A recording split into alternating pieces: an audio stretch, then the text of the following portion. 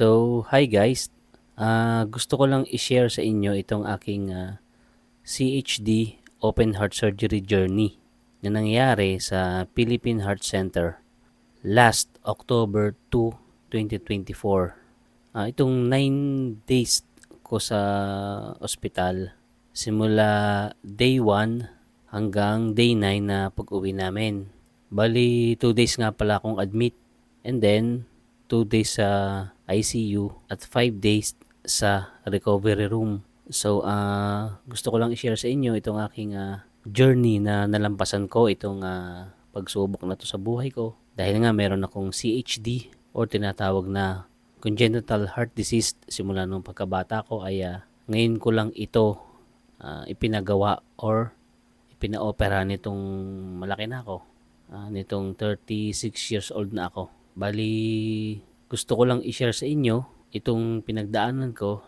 Baka naman makaka-inspire ako sa ibang katulad ko na may karamdaman na ganito, na huwag kayong mawawala ng pag-asa. Nandiyan ang pamilya natin, pamilya nyo, asawa nyo, anak nyo na susuporta sa inyo. Na isipin nyo sa sarili nyo na kaya nyo yan. At huwag nyong kalilimutan na tumawag sa Panginoon. Tutulungan kayo niyan. Maniwala kayo sa akin. Habang may buhay, ay may pag-asa. Tara, panoodin nyo.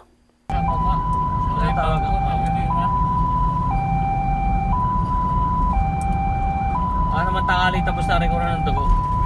Pagkakuha ng dugo, papauwiin ko na rin. Umuwi ka na maaga. Magpahinga na lang sa inyo. Maya ka na bumalik ka po.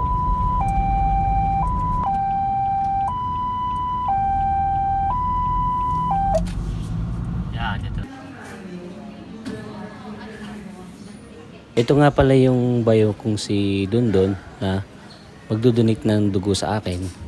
Ang kailangan kasi na magdodonate sa akin ng dugo ay 4 na tao.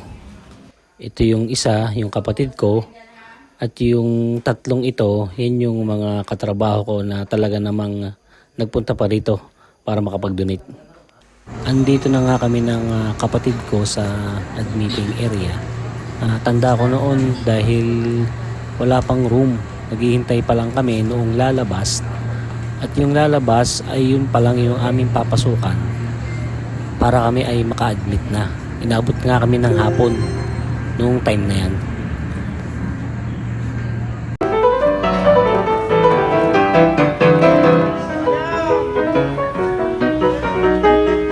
At habang naghihintay ay meron naman ditong mga nag-i-entertainer, nagpa-piano, paikot-ikot lang sa loob ng ospital para malibang.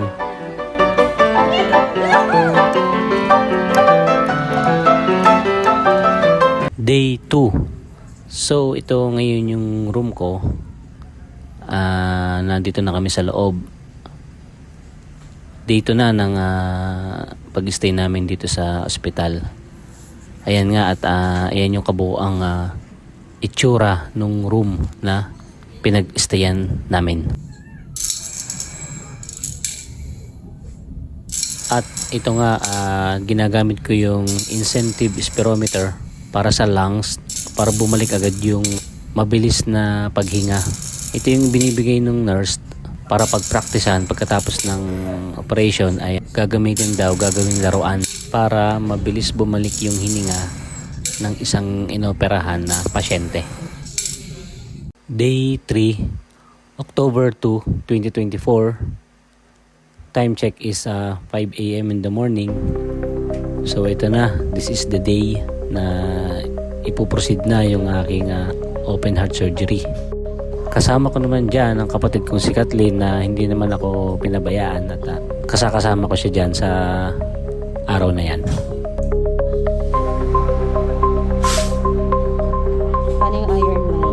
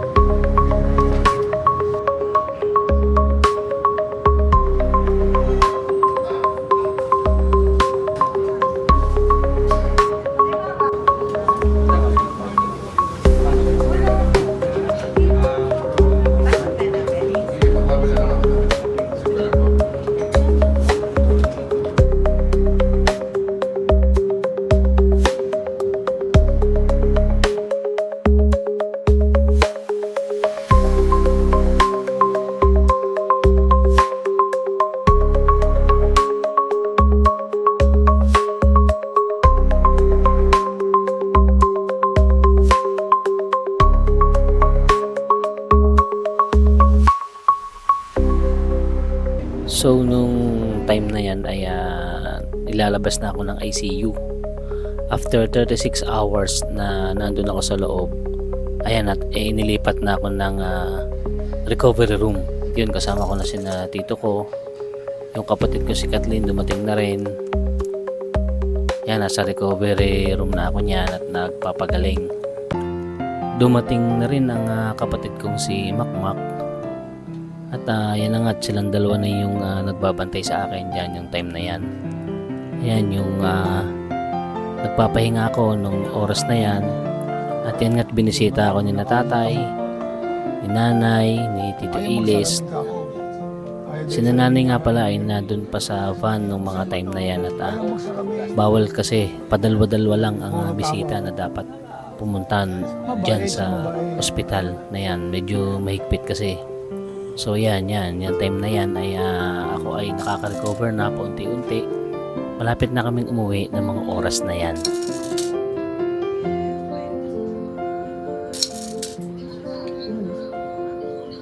So ayan, nagsimula na ako maglakad at sabi ko kay Kathleen, videohan mo nga ako. Yun, nag-impake na kami ng mga gamit. Ready na kami pa uwi. At itong time na to ay 9 days na kami sa ospital at ready na kami umuwi. Kuya Mac. Kuya Mac. Kuya Mac. Bye.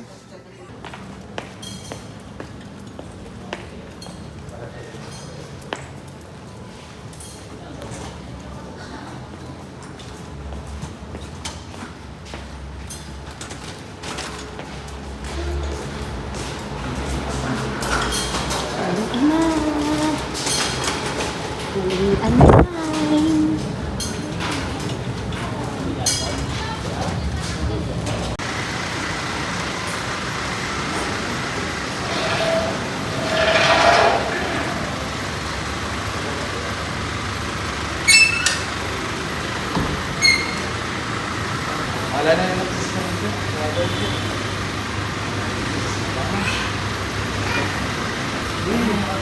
basta, gusto ka na kayo dyan, nakaupo.